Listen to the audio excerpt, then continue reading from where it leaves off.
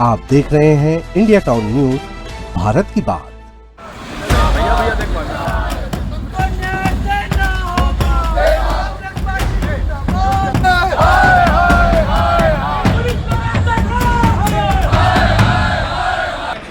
बुला लीजिए। नहीं नहीं, आप चाहते हैं मैं बैठ जाऊँ यहाँ धरने पे? तो फिर जब इतने देर से बोल रहे हैं बुला दो, कितना देर हुआ ना? अभी तक बता चला 10 बजे से बता देता हूँ आपके मैडम बैठ जाओ। भैया मैं कह रहा हूँ टाइम ड्यूरेशन बता देना मैडम। इस तरीके से आप जबरदस्ती इसको मैडम जबरदस्ती नहीं कर रहे हैं, आपसे टाइम ड्यूरेशन पूछ रहे हैं। लेकिन आप फिर उल्टा पुल्टा बात कर रहे हैं। कौन उल्टा पुल्टा बात कर रहा है मैडम? मैं क्या उल्टा पुल्टा बोल रही नहीं, हूँ आपको आपको? बोलते नहीं हैं। एक मिनट रुकिए भैया, प्लीज प्लीज। जांच रिपोर्ट कब आएगी? आप तो पूछ तो सकते हैं क्या? अच्छा, आपने किट वाले विषय में क्या बोला मुझे? मैडम जांच करवाते उसको। तो जब जांच क्यों बोले आप? फिर क्यों नहीं बोले एफआईआर करते? जांच क्यों बोले आप? मैडम जांच इसलिए बोला मैंने कि परचेस कहाँ से तो हुआ है, वही तो किसने बोला है। मैं भी आप मैं भी तो अपने भैया आप भाई जांच पुलिस करेगी ना, तो किसको बोलूं मैं? करेंगे ना, क्यों नहीं करेंगे? तो कर लीजिए ना, तो खत्म हाँ, तो करिए। हाँ भाई हम जांच करेंगे, खत्म हो गई बोल ही बात। नहीं रहे। अभी आप तो कह रहे हैं कि बोल ही नहीं प्रेजेंट रहे। आपको हाँ ही बोल रहे हैं। जिसका भाई मेडिकल का काम करता है उसके दुकान से पूरे सामान की सप्लाई राजनांदगांव जिले में की गई है। आपकी जानकारी में एक और प्रकरण मैं आपको बता दूं कि इसको एक वहीं हीरा गांव में एक महिला दांत तोड़वाने गई, उसका इन लोगों ने सैंपल लिया। उस सैंपल में उसको HIV पॉजिटिव। मैडम जब आपके हाथ में है ही नहीं तो कोई बात तो फिर आप मेरे ही पास में जितना मेरे हाथ में उतना ही तो करूंगी। अजय सोनी, आपका अपना अजय सोनी, और आप देखना शुरू कर चुके हैं इंडिया टाउन न्यूज, भारत की बात। इस वक्त मैं मौजूद हूं राजनांदगांव के पुलिस अधीक्षक कार्यालय के सामने। कांग्रेसियों ने पुलिस अधीक्षक कार्यालय का घेराव कर दिया है। कारण क्या है, घेराव क्यों कर दिया गया है? बीते 25 मई की यह घटना है। एक सोमनी हीरा गांव की एक नाबालिग बच्ची, 14 साल की बच्ची, मासिक धर्म को लेके उसे कुछ दिक्कत होती है। दिक्कत के बाद वह सोमनी सामुदायिक स्वास्थ्य केंद्र जाती है अपने पिता के साथ। वहां पर जो प्रेगनेंसी किट से उसका टेस्ट किया जाता है, जिसमें वह पॉजिटिव पाई जाती है। जैसे ही वह पॉजिटिव पाई जाती है, जो स्वास्थ्य केंद्र वाले हैं पुलिस को सूचना दे देते हैं। पुलिस बच्ची को अपने पास बुलाती है, बच्ची के परिजन को अपने पास बुलाती है और उससे पूछताछ करती है कि उसने किससे संबंध बनाया और वह प्रेग्नेंट कैसे हुई। उसके बाद क्या हुआ? उसके बाद हुआ ये कि बच्ची को सरकारी अस्पताल राजनांदगांव ले जाया गया। 4 बार सोनोग्राफी हुआ, यूरिन टेस्ट हुआ। दिन भर बच्ची परेशान रही और दूसरे दिन 26 मई को वह अपने किसी परिचित के जन्म दिवस पे गई थी। पुलिस ने इतनी जिम्मेदारी से काम किया, बड़े बड़े चोरों को और डकैतों को और बड़े बड़े लोगों को पुलिस छोड़ के रखी है, वो भटकते रहते हैं। लेकिन उस 14 साल की बच्ची को पुलिस वाले गए और उठाकर थाने ले गए और रात भर थाने में रखकर इस कदर प्रताड़ित किया कि तुमने किससे संबंध बनाया है, कौन है वो लड़का, ये वो। सुप्रीम कोर्ट के न्यायालय के तमाम नियम कायदों की धज्जियां उड़ा दी गई पुलिस प्रशासन के लोगों के द्वारा और बच्ची अब गहरे सदमे में है। मामला बढ़ा और मामला बढ़ने के बाद पुलिस अधीक्षक अंकिता शर्मा ने आनन फानन में 2 लोगों को निलंबित कर दिया। लेकिन निलंबन के बाद की कार्यवाही क्या, पूरी जनता यही जानना चाहती है। और इंडिया टाउन न्यूज लगातार आपको जनहित के हर वो मसले दिखाता है जो आपको देखना चाहिए। इसलिए मैं एक एक चीज आपको बताऊंगा। बच्ची अब सदमे में है और 2 पुलिस कर्मियों पर गाज गिर चुकी है। लेकिन उस किट सप्लायर का क्या, बड़े गौर से सुनिएगा। जिसने स्वास्थ्य विभाग में इतनी घटिया किट की सप्लाई की कि एक 14 साल की बच्ची जो गर्भवती नहीं थी उसे गर्भवती साबित कर दिया गया, बदनामी हुई, समाज में आलोचना हुई, बच्ची सदमे में है। लेकिन किट सप्लाई के जिसने किया है उस पर अब तक गाज नहीं गिरी है और ना ही उसका नाम सार्वजनिक करना स्वास्थ्य विभाग उचित समझ रहा है।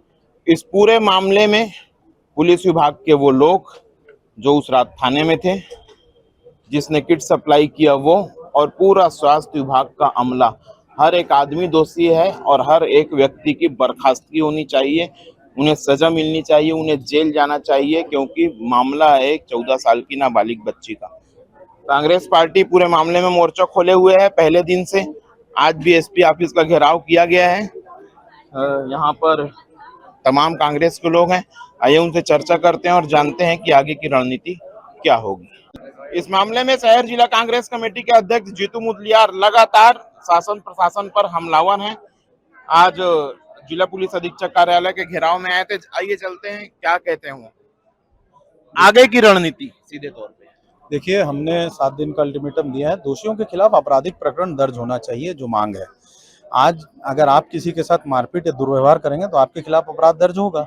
जब प्रमाण हो गया, आप कह रहे हैं कि हम कार्रवाई कर रहे हैं, हमने सस्पेंशन कर दिया, ये प्रमाण है, आप मान रहे हो कि आपका आदमी दोषी है, तो उस पर क्यों एफआईआर दर्ज नहीं हो रहा है?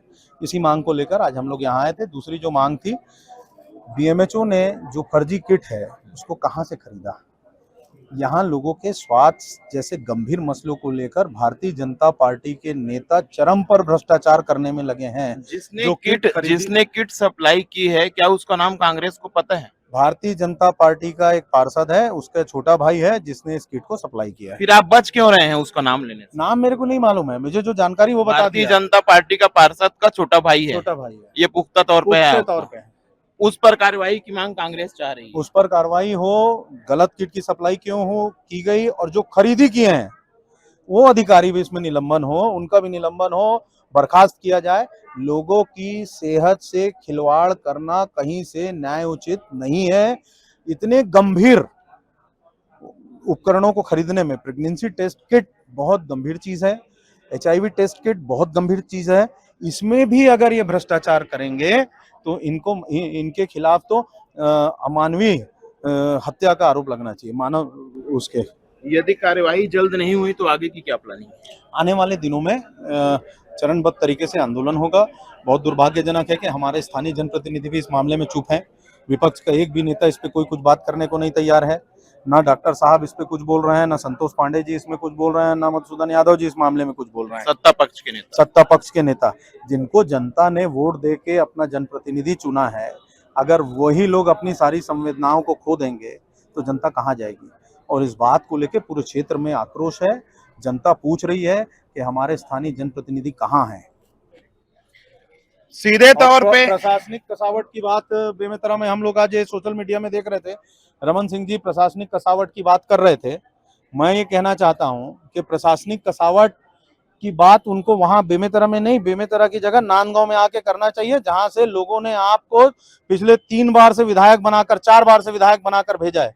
वहां आकर आपको लोगों की संवेदनाओं में शामिल होना चाहिए, उनकी पीड़ा में शामिल होना चाहिए, और उनकी वहां पे जो दोषी अधिकारी हैं उनके खिलाफ कार्रवाई करना चाहिए। इससे बचने की बजाय डॉक्टर साहब बेमेतरा में जाकर अगर ये सब बात करेंगे तो इसका कोई वजूद और मतलब नहीं है। अब लोग स्थानीय विधायक को ढूंढ रहे हैं। आज इतनी बड़ी घटना हो गई, विधायक का पता नहीं है, सांसद का पता नहीं है, महापौर का पता नहीं है। आज के इस प्रदर्शन में लड़की के परिजन आए हैं क्या? नहीं, परिजन नहीं, परिजनों को इसकी जानकारी है। आज कुछ लोगों के द्वारा इस संदर्भ में ज्ञापन दिया गया है जो सोहनी में घटना घटी थी, और उस ज्ञापन को लेकर के उन्हें अवगत कराया गया है कि किस प्रकार से थाना प्रभारी और संबंधित जो प्रधान आरक्षक थी उन्हें ऑलरेडी सस्पेंड कर दिया गया है। इस संबंध में 2 पृथक जांच चल रही है, पुलिस के द्वारा की गई है और एक प्रशासन के द्वारा भी आदेशित की गई है, और आगे जांच रिपोर्ट के आधार पर जो भी अग्रिम कार्रवाई होगी उसे हम करेंगे। मैम, उनका कहना है कि तो हमने उसको ऑलरेडी सस्पेंड किया है। जो भी जांच रिपोर्ट के आधार पर आएगी उचित कार्रवाई बिल्कुल ट्रांसपेरेंसी और निष्पक्षता के साथ उसे किया जाएगा। कांग्रेस का सीधा आरोप, बड़ा आरोप कि भारतीय जनता पार्टी का एक पार्षद और उसका छोटा भाई जिसने किट सप्लाई किया है। इंडिया टाउन न्यूज को फिलहाल उस पार्षद के छोटे भाई का नाम पता नहीं है, लेकिन हम जल्द ही आपको बताएंगे कि किसने किट सप्लाई किया, क्यों गलत रिपोर्ट आया और क्यों उस बच्ची को इतनी प्रताड़ना सहनी पड़ी। इस मामले में आगे क्या होता है और कितने लोगों पर कार्रवाई की जाती है और परत दर परत क्या खुलासा होता है, मैं हर एक चीज आपको बताऊंगा। तब तक के लिए बने रहिएगा आपके अपने चैनल इंडिया टाउन न्यूज के साथ। आप देख रहे हैं इंडिया टाउन न्यूज, भारत की बात।